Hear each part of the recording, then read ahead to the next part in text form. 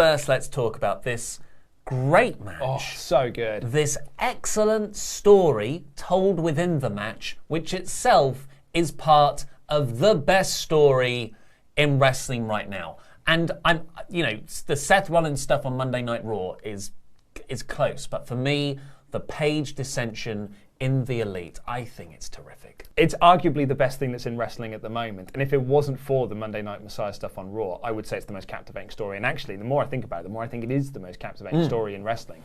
I thought this match just was the next brilliant chapter in this excellently told story. And the promo later, the interview segment with Tony Schiavone later, was just masterful. Hangman Page he's terrific. Yeah. It's so hard for me not to swear when talking about him because I love it so much. And he was phenomenal in this match. So it was, it's a great match. And the real important part of the story was that Kenny actually was going to lose near the end of this. I think it went 15 minutes maybe. Yeah, about 20 minutes I think, yeah. So Kenny's nearly going to lose. He's been hit by SCU later. And Page gets in the ring, but Scorpio Sky is stopping him. Great tag team tactics from SCU, but Page pushes Sky over and breaks up the fall, and Kenny's just kind of still knocked out. He's selling that move brilliantly, and he rolls into the corner. Well, he didn't roll. Page drags him. Yeah. So Page breaks up the pin, grabs Kenny, drags him to their corner, tags himself in, lays out both Scorpio and Frankie. He does a buckshot lariat to Sky on the outside, then back in to hit a buckshot lariat on Frankie to pin him. Page essentially won this match on his own.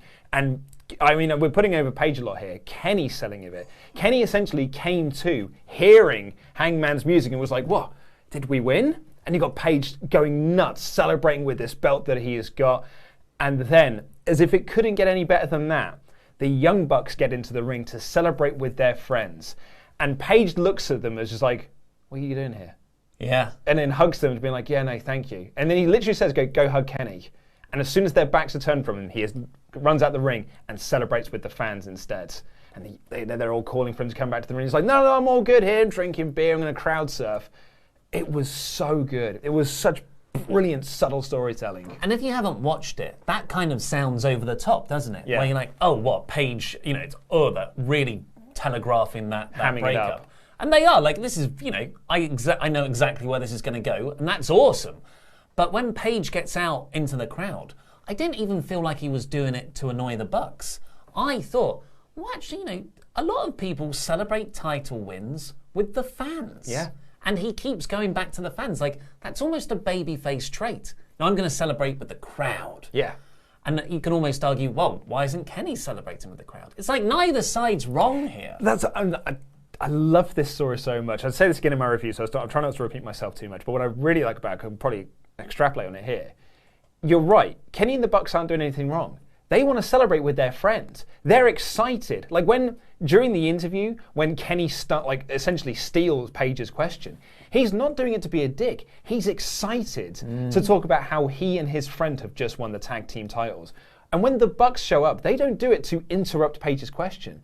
They do it because they want to celebrate with their friend. They're like, yes, the Elite. We have won the tag team titles. This is amazing. But Page doesn't see it that way. And the Bucks and Kenny don't see that they're pissing him off. And it's really, really well done. And when Page just goes, I'm really surprised that me and Kenny won these tag titles before you did. Off, just leaves. And Kenny's like, yeah, I thought it was surprising as well. But the most important thing is that we won. I'm sure that you guys will win it, eventually. Just being friends with them again, just trying to play that peacemaker. It's so good. Yeah, and the Bucks are kind of miffed. And there's plenty of ways you can go with this. I imagine we're going to get Page Omega versus the Bucks as the next tag title program.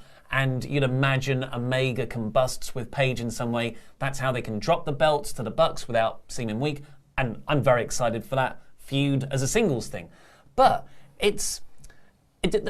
I'm so excited for the potential of Omega caught between these two things. I've got my best friends in the Bucks. But this, it's my tag partner. Last through the door, really, of the Elite. Yeah, he was the most recent member. Even Marty was in there before him, I believe. So I thought this was absolutely phenomenal. And just what incredible all-round booking. because you have, in one storyline stroke, you've managed to make the Bucks feel really important because they're essentially #1 contenders and they're affiliated with the champions now. You've made Kenny win his first gold in the promotion. Page as well. Page looks awesome. You've made the Elite look great and built it all around arguably not the weakest guy, but the least over guy. Because you look at that group, and Hangman Page is the least over one. And he did have problems in the pre-TV era. Exactly. He was pushed too hard. He got that Jericho inaugural championship spot that, just fell a bit flat, unfortunately. But now they're using all of that to fuel this character.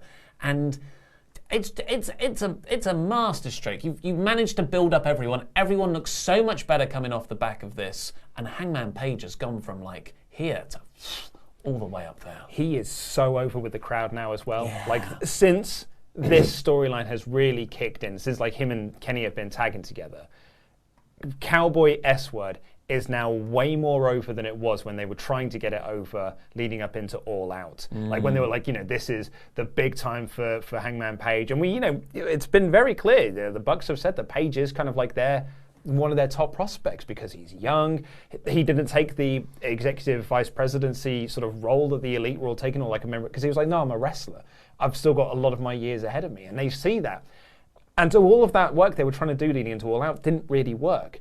But this has, because it's all about character and it's about a story, and it's a story that people can invest in.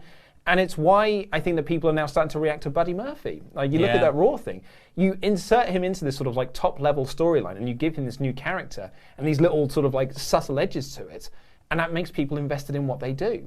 I think it's just great stuff. Yeah. And I guess we do have to talk about SCU. I mean, isn't that the sort of... It's an interesting footnote that SCU have lost the tag titles and they are the least interesting thing about this. Yeah, they were not over to the level that AEW would have liked them to have been over as tag champs. And it's a shame because their in-ring work is great. But now that the tag titles are on Omega and Page, they suddenly feel like important belts, which is good because they're gorgeous belts as well. So they're like my favorite tag titles that are the NXT UK ones. And so I'm hoping now that this can sort of really elevate those belts and make them feel important.